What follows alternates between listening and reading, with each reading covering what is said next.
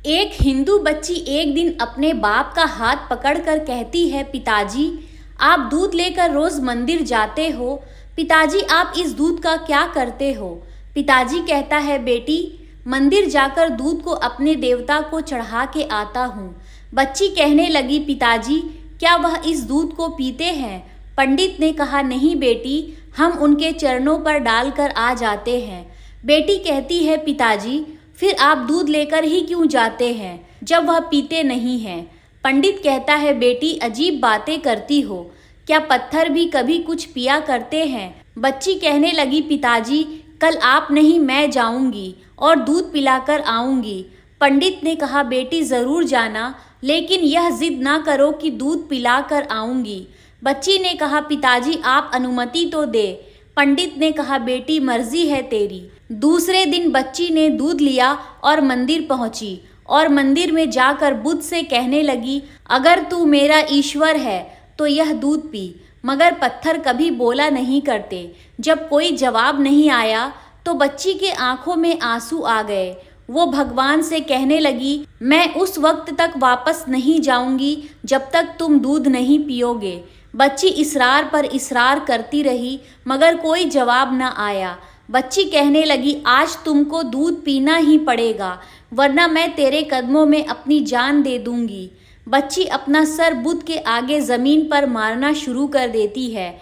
उसके सर से खून बहना शुरू हो जाता है। बच्ची रो ही रही थी कि अचानक गलियों से एक बुजुर्ग का गुजर हुआ। दुनिया इस बुजुर्ग को मोइनुद्दीन चिश्ती के नाम से जानती है। आपने जब इस बच्ची को रोते देखा तो बच्ची के करीब आए और फरमाया, बेटी क्या मामला है, क्यों रो रही हो? बच्ची ने आप रहमतुल्लाह अलैह का चेहरा देखा और कहा, बाबा आप अपना काम करें और मुझे अपना काम करने दे। आपने फरमाया, बेटी बता तो सही कि बात क्या है? बच्ची ने कहा, बाबा बात यह है कि यह मेरा ईश्वर है। मैं इससे कह रही हूँ कि दूध पी, मगर यह पीता ही नहीं है।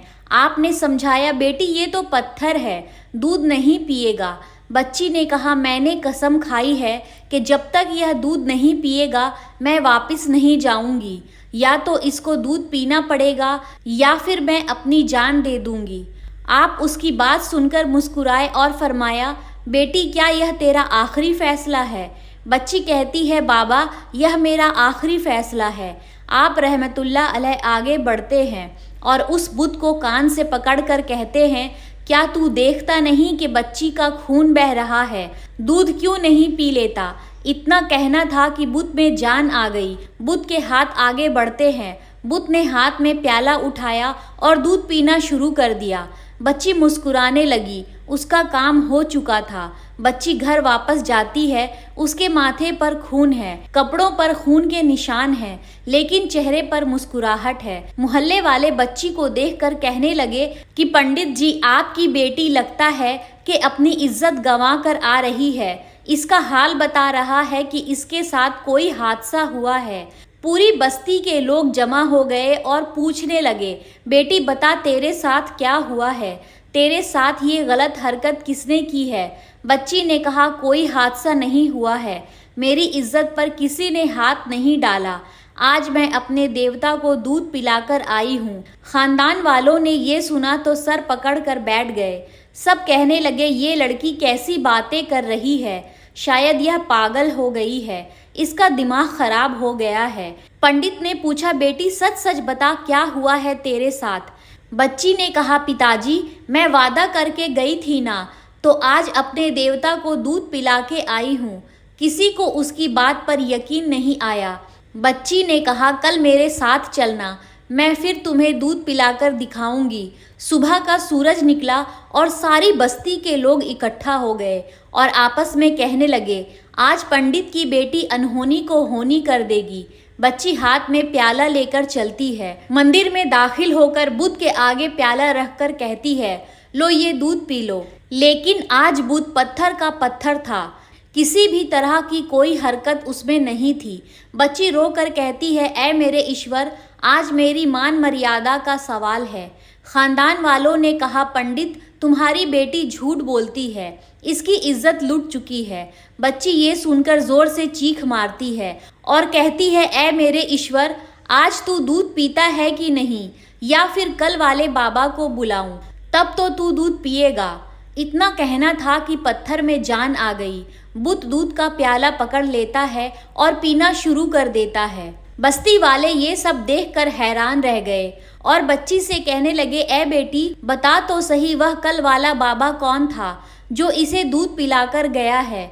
बच्ची ने कहा, मुझे तो उनका नाम भी नहीं मालूम, कहाँ से आया ये भी नहीं मालूम, लेकिन आया इधर से था और गया उधर को था।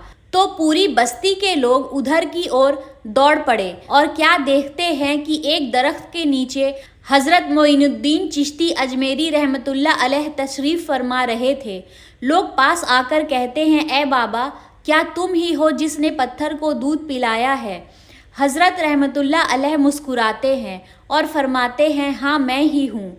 ये सुनते ही सब लोग उनके कदमों में गिर जाते हैं और कहते हैं कि बाबा, हमें भी बताओ कि वह कौन सा जादू है जिससे पत्थर भी दूध पीने लगता है। आप फरमाते हैं, यह किसी मंत्र या जादू की वजह से नहीं है, बल्कि यह ताकत तो मेरे परवरदिगार की है।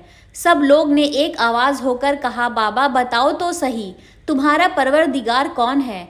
आप रहमतुल्लाह अलैह फरमाते हैं, मेरा परवरदिगार तो वह है जो पैदा भी करता है, जिंदगी भी देता है और मौत भी देता है। रिस्क भी उसकी कुदरत में है, पूरी कायनात का निजाम उसकी कुदरत में है। सब लोगों ने कहा, बाबा किस मजहब से ताल्लुक़ है तुम्हारा? मोइनुद्दीन चिश्ती रहमतुल्लाह अलैह ने फरमाया, मेरा ताल्लुक़ मजहब इस्लाम से है और मेरे नबी मोहम्मद मुस्तफ़ा सल्लल्लाहु अलैहि वसल्लम है। इतना कहकर आप रहमतुल्लाह अलैह उठकर चलने के लिए आगे बढ़े। जैसे ही आप आगे बढ़े तो सबसे पहले पंडित आपके कदमों में गिरा और कहने लगा, बाबा सिर्फ दूध पिलाने आए थे या हम गुनहगारों को मुस्तफ़ा मोहम्मद सल्लल्लाहु ताला अलैहि वसल्लम का उम्मती बनाने के लिए? अल्लाहु अकबर। इसके बाद पूरी बस्ती कलमा पढ़कर मुसलमान हो गई। अगर आपको ये वीडियो अच्छी लगी हो तो लाइक कर देना और चैनल को सब्सक्राइब कर देना।